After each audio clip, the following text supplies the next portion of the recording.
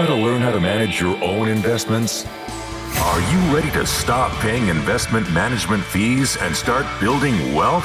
The DIY Investing Podcast is dedicated to providing you with the knowledge, skills, and resources you need to be a better investor. Learn how to make investments through the use of fundamental analysis, mental models, and business management insights. Now, here's your host, value investing expert, Trey Henninger.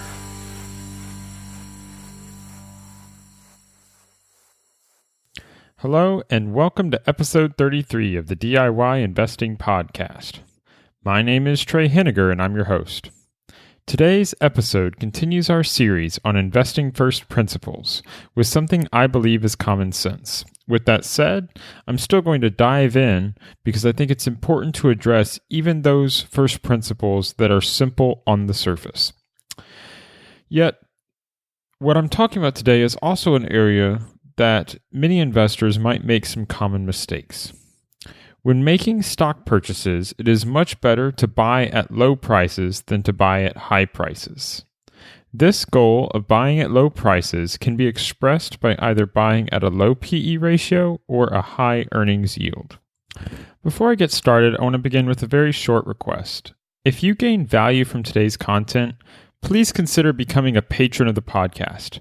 I produce this show as free educational material without any advertising because I believe your time is valuable and advertising distracts from that. Producing this show takes both time and money, and your financial support helps me to continue producing great content for you. You can learn more at diyinvesting.org/patron, and patrons receive exclusive access to my private investment research, including a list of the stocks I own and the valuation work that I perform. Thank you for your support. So let's dive in. Again, the topic of today's show is that low stock prices are better than high stock prices. This is a critical first principle for investors. And what I'm going to break down is first, the reasons for this being a key first principle, talk a little bit about the relationship between price and value, and then talk about the limitations that this principle has, because I don't want you to get confused, as there are certain areas where this first principle can be limited in scope and value in how you apply it. And that's always critical. When we discuss first principles, what we're trying to do is establish a framework by which we can judge our investments, by which we can create an investment strategy. And so it's important to understand not only where first principles of investing apply, but also where they don't apply. Because if you don't understand the boundary conditions by which your theory is based, it's possible to make mistakes. With that said, let's dive into the first area that I want to discuss. And that it's preferable to purchase stocks at low stock prices for two key reasons. Number one, the margin of safety is higher, and number two, potential return is higher. Now, that's one way to say it, but the other way that I like to think about it is when I'm talking about the margin of safety being higher by purchasing stocks at low stock prices, what I'm really talking about what happens if you're wrong in your investment thesis. And then the alternative, potential return being higher, is really the category of what happens if you're right. So what we want to know when we're making a stock purchase is we want to make the best possible outcome when we're wrong and the best possible outcome when we're right. Because we know going in that no matter how good our process, we're still going to make mistakes.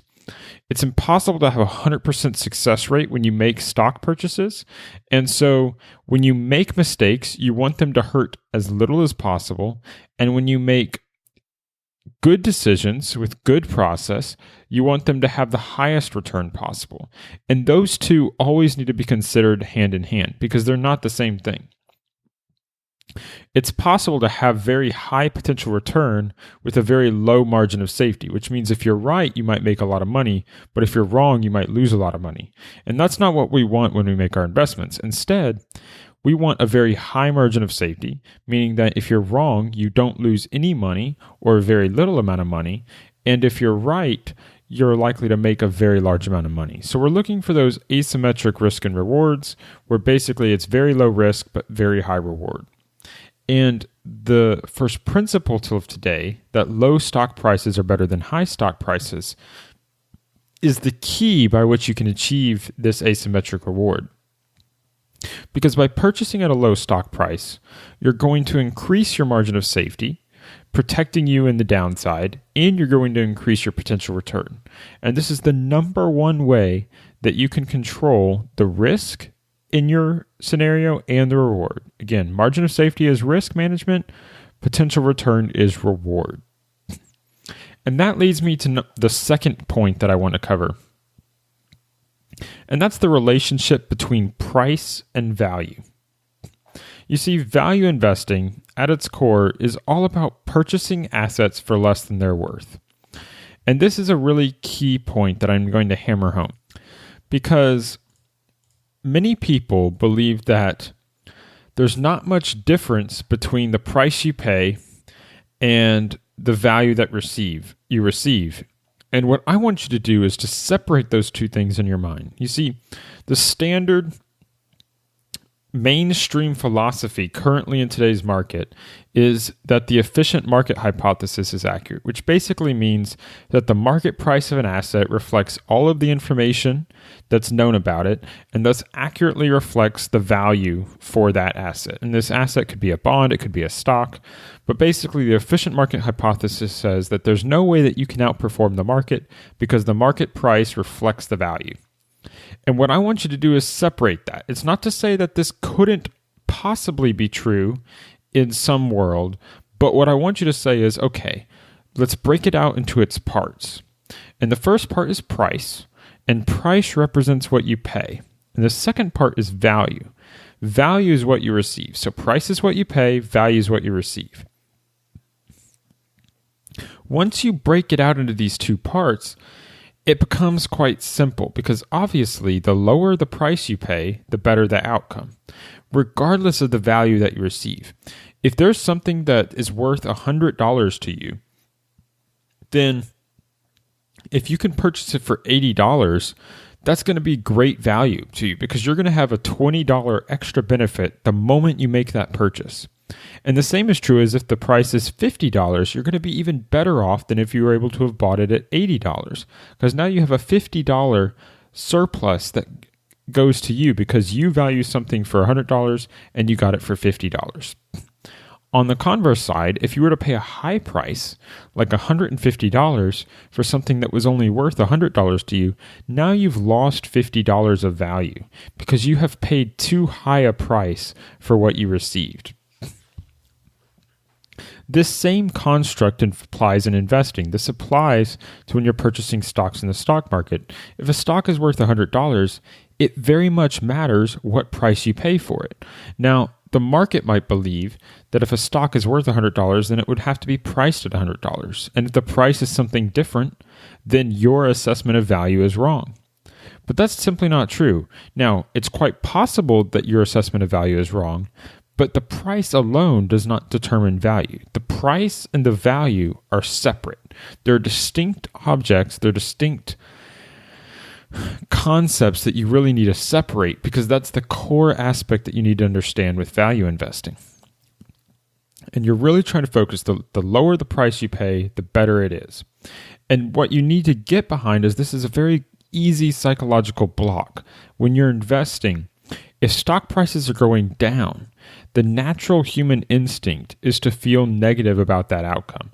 As you see red, as you see that the stock prices are going down, our natural psychology is to react in a negative manner, to feel pain, to feel hurt, as if money has been lost, as if things are worse than they were before.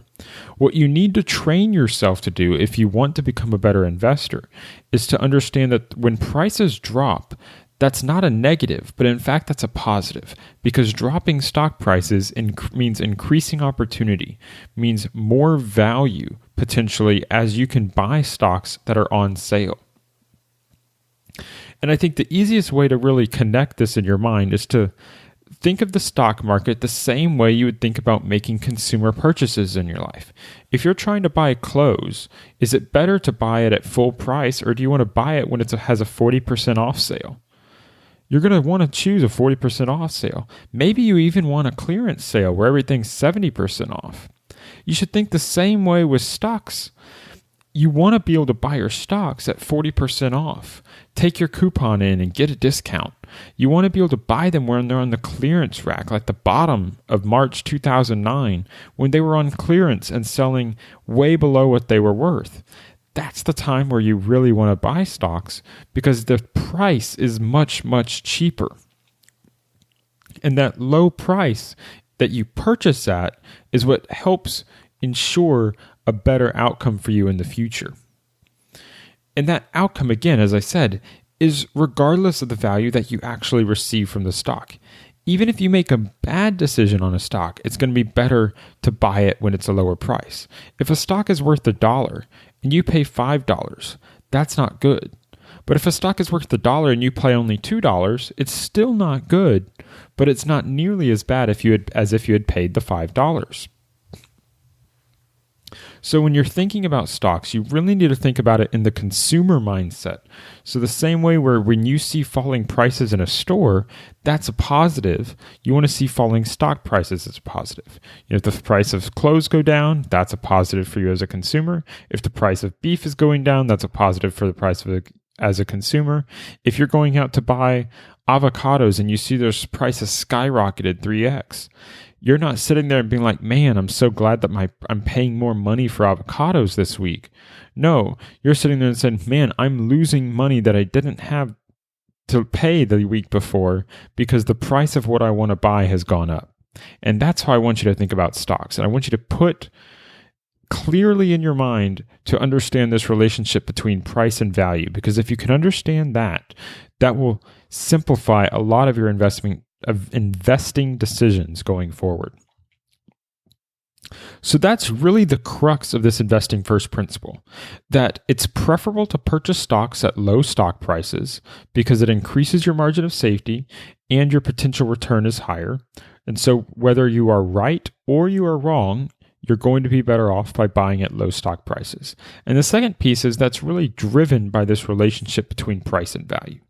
So now that I've captured the inclusive part of where this first principle applies, I want to talk about some of the other considerations because as I covered in one of my previous podcasts, and that would be podcast 29, the all else equal mental model, these first principles are really driven in using the all else equal mental model. And basically that this whole discussion assumes that everything else is equivalent. And when you take that away, the first principle can break down. And so I want to talk about some of the areas where that breakdown occurs so that you understand how and where to apply this first principle. The first consideration I want you to understand is that the time value of money matters. Basically, you can't directly compare the stock prices across time. In other words, if you compare a stock price today versus the stock price 1 year ago, it's not directly comparable. It's quite possible that it makes sense to pay a higher price for a stock today than it did a year ago if the value has increased. And that's really tying back to this value versus price relationship. You need to clearly understand that the price doesn't operate on its own. So when we talk about low prices, we're talking about low prices all else equal, assuming the value is fixed. If the value is fluctuating, just like it does in real life, that does change the calculus some. You need to understand that, okay, if the value is going up, then the price you should be willing to pay has increased as well. And that's not always what you'll see. If you're just looking at a stock price chart, you might look and like, oh, well, it was 50% lower 2 years ago. I don't really want to buy at this price today. What you might not realize is it might be an even better deal today than it was 2 years ago, even though the stock price is 50% higher or 100% higher in that sense, because a 50% drop is equivalent to a 100% gain when you match out how that works. And so that's where I want to think about it, because one of the areas that is a common area that people can struggle with is when they'll just look at stock charts, they'll understand, hey, the price changes have occurred, and they're not equating that to the changes in value of the underlying business. And so you really need to understand, how is the value of the business changed over time? But really, how is the value today? And if the value of the business today is higher than the price you're paying, then that can be a good decision. But you don't want to get anchored. And that's the other mental model, is that you're anchoring to a past price. And that can cause your problems with time value of money. The second piece here is where all else equal considerations can come into play, is what I call variable business quality. You see, some businesses are of higher quality than others, which means you can't directly compare the price to earnings ratio to that of another company.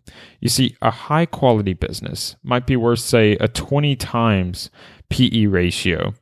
But that means basically trading at the price of the stock is 20 times the last year's earnings, while another business might only be worth 10 times price to earnings.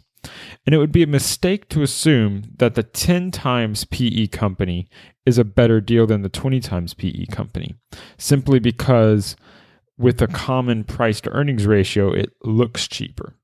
Looks can be deceiving, and it really matters, is the business a high quality business? Is it a low quality business? And that quality of the business, quality of the earnings, directly impacts what price you should be willing to pay. So although low stock prices matter and low stock prices are better, you need to be careful when comparing business to business.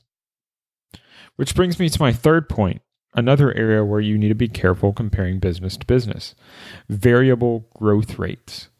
You see, some businesses have the capability of profitably growing their earnings, and others do not. Those with profitable and sustainable growth in the future are going to be worth more, which means you can't directly compare the PE ratios in that circumstance, because if you look at one company that has a PE ratio of 20 and you compare it to a company that has a PE ratio of 30, the PE ratio of 30 is going to look more expensive. But if the company at the PE ratio of 30 is able to double their earnings every year, that may be the cheaper company. And you just really need to make sure that you're comparing apples to apples. And that's what this all else equal is comparison. But it can cause some problems if you're focusing solely on the lower stock price. And the last area I want to discuss today is industry differences. You see, some industries are more attractive than others because they have better economics behind them. If you compare, say, the shipping industry, which is very capital intensive, it costs a lot of money to build ships, to construct massive behemoth areas. You have to have a lot of equipment. You have to purchase a lot of inventory of steel and other metals in order to build these ships. And it takes a long period of time to do this. That is very capital intensive and is not in a very attractive industry. And then you compare that to an industry like the chocolate industry, where you can buy something like Nestle or Hershey or Lindt. The chocolate industry has very positive economics. For every dollar that you're investing, you might receive 20 or 30 cents back in profit each year, because the capital intensity is very low and the profit margins are very high. This means that if you have two companies, you have a Hershey's, which is trading at 20 times earnings, and that's in the chocolate industry, and you compare it to a shipping company or a shipbuilder company that's trading at 20 times earnings, it's highly likely that the chocolate company is going to be a better deal, even though the prices are the same. And so it means that you need to be very careful, because what's much more likely is that the chocolate company is going to appear to be at 20 times earnings, and the shipbuilding company might seem to be at 5 times earnings. And you need to be careful, because it might be that the chocolate company is still a better deal than the shipbuilding company at 5 times earnings, because the stock price is comparing across something that breaks the all else equal mental model. So I really want to summarize it now and make sure you're fully capturing what the focus here is. Again, the scope of this first principle is limited to simply understanding that your goal is to purchase the highest amount of present and future earnings possible. And the way you do this is by paying a low price for those earnings. And so I've talked a lot about the PE ratio, and that's basically, if you take the inverse of that, you're talking about the earnings yield. So your earnings yield is, how much cash you're receiving this year by being an owner of that business in terms of owner's earnings. So an owner's yield of 5% is equivalent to a PE ratio of 20, and an owner's earnings yield of 10% is equivalent to a PE ratio of 10. And so it's just talking about that the higher that earnings yield is, which is equivalent to the cheaper the stock price, the better that is going to be when you compare across other limiting factors. But on this one factor alone, when you're just looking at price, the lower the price, the better.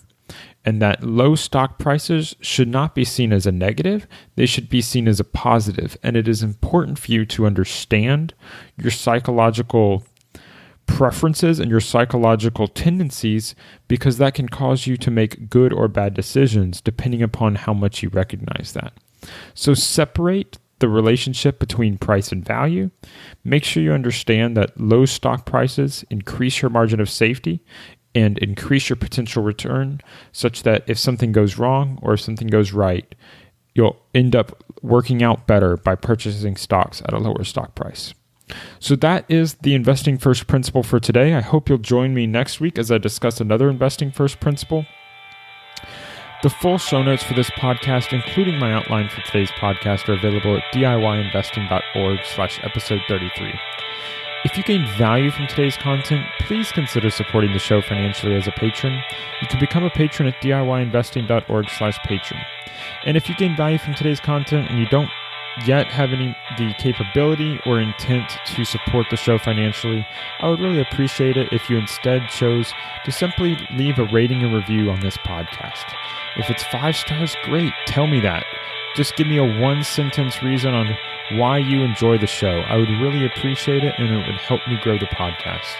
So thank you for listening, and until next time, stop paying fees, start building wealth.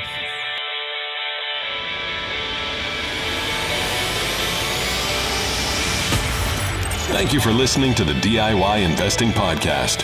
Please visit our website and subscribe to our email list at DIYinvesting.org for guides, videos, and resources to help make you a better investor.